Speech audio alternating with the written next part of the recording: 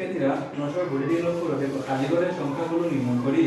এই খালিঘরের সংখ্যাটা আমরা নির্ণয় করবো, ঠিক আছে? কিভাবে নির্ণয় করি? সব নিয়মগুলো এবার যদি আসে, সব নিয়মগুলো সমান, ঠিক আছে? ভিন্ন রকমের নির্ণয় করা যায়, তো আমি কিভাবে নির্ণয় করি দেখো।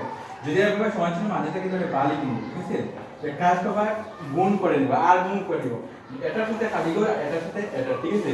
যেহেতু খালিঘরটা বের করবো, তাহলে আমরা খালিঘরটা প্রথমে নিয়ে নেবো, তাহলে মানে এটার সাথে এটা গুণ করবো, ঠিক আছে?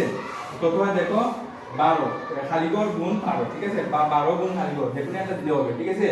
প্রথমে এই সমান চিহ্নটা নিয়ে নিলাম, বুঝতে পারছো? মানে এই খালিঘরের সাথে 12 গুণ দেবো, ঠিক আছে? তারপরে এটার সাথে এটা গুণ দেবো, 54 গুণ 2, এতটুকু বুঝতে পারছো? ওকে, যেহেতু আমরা মানটা করবো কার খালিঘরের, সুতরাং এই তো বালিকে খালিঘরটা আমরা লিখবো, ঠিক আছে?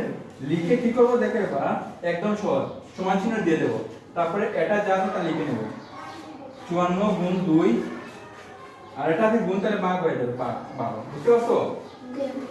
না বুঝো নাই? তাহলে আমরা খালিঘর এবার দেখো 2 দিয়া 12 কে কাটাকাটি দিব, 6 বার 6 দিয়া 54 কে কাটাকাটি দিব, 6 9 54 9, ঠিক আছে? 9 হবে, তাহলে কত হবে? সুতরাং হ্যাঁ, খালিঘর সমান 9, বুঝতে পারছো? তাহলে খালিঘর সমান 9 মানে কিটা বুঝা?